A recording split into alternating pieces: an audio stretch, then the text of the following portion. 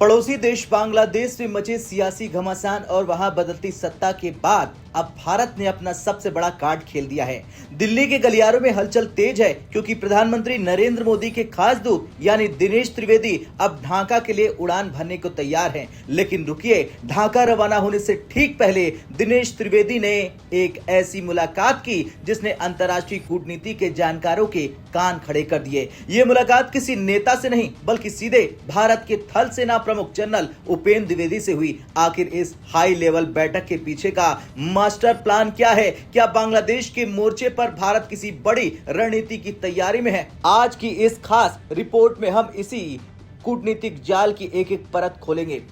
आधिकारिक सूत्रों की माने तो दिल्ली में हुई इस बैठक में सिर्फ औपचारिकताएं नहीं निभाई गईं, बल्कि मेज पर भारत और बांग्लादेश के बीच सुरक्षा का पूरा खाका रखा गया था। दिनेश त्रिवेदी और जनरल उपेंद्र द्विवेदी के बीच द्विपक्षीय संबंधों को एक नई दिशा देने पर लंबी चर्चा हुई। बैठक के 3 सबसे महत्वपूर्ण बिंदु थे। पहला, मौजूदा रक्षा और रणनीतिक संबंध। जी हां, बदलते बांग्लादेश में भारतीय संपत्तियों और वहां के हिंदू अल्पसंख्यकों की सुरक्षा के साथ साथ रक्षा सहयोग को कैसे बरकरार रखा जाए। दूसरा, सीमा प्रबंधन। जी हां, सीमाओं की सुरक्षा व्यवस्था को अभेद्य बनाना। और तीसरा, घुसपैठ की चुनौती। सीमा पार से होने वाली घुसपैठ और आतंकी गतिविधियों जैसे संवेदनशील मुद्दों पर सेना और कूटनीति के बीच तालमेल बिठाना। जब एक राजनयिक सेना के प्रमुख से मिलता है तो संदेश साफ होता है कि भारत की कूटनीति अब रक्षा और सुरक्षा की गारंटी के साथ आगे बढ़ेगी। राजनीतिक हलकों में दिनेश त्रिवेदी की नियुक्ति को एक आउट ऑफ द बॉक्स फैसला माना जा रहा है। ऐसा क्यों? समझिए। आमतौर पर भारत सरकार विदेशी मिशनों के लिए भारतीय विदेश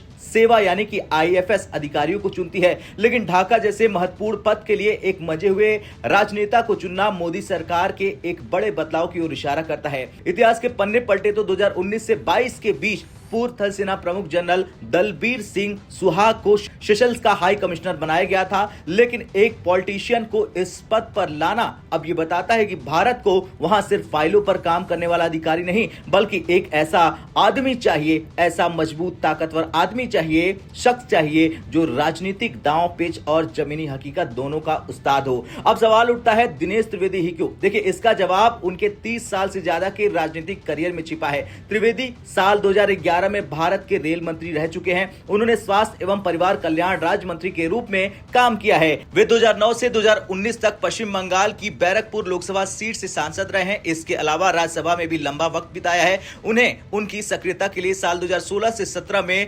आउटस्टैंडिंग पार्लियामेंटेरियन अवार्ड से नवाजा गया था। महत्वपूर्ण बात यह है कि त्रिवेदी पश्चिम बंगाल की राजनीति को रग रग से जानते हैं। बांग्लादेश और पश्चिम बंगाल के बीच गहरी सांस्कृतिक और भाषाई समानताएं हैं। ऐसे में एक ऐसा व्यक्ति जो बंगाली नब्ज पहचानता हो, वो ढाका में भारत के हितों की रक्षा बेहतर तरीके से कर सकता है। बांग्लादेश में मौजूदा स्थिति भारत के लिए चुनौतीपूर्ण है। शेख हसीना के देश छोड़ने के बाद वहां जो अस्थिरता आई, उसका फायदा उठाने के लिए कई भारत विरोधी ताकतें सक्रिय हो सकी हैं। चीन और पाकिस्तान जैसे देश बांग्लादेश में अपनी पैठ जमाने की फिराक में हैं। ऐसे में दिनेश त्रिवेदी की भूमिका एक ट्रबल शूटर की होगी। उन्हें न केवल तारिक रहमान सरकार के साथ तालमेल बिठाना होगा बल्कि ये भी सुनिश्चित करना होगा कि बांग्लादेश की धरती का इस्तेमाल भारत के खिलाफ न हो। थल सेना प्रमुख के साथ उनकी बैठक इसी रणनीति का हिस्सा है। अगर कूटनीति के मोर्चे पर कोई चुनौती आती है तो सुरक्षा तंत्र के साथ साथ तालमेल में कोई कमी नहीं रहे।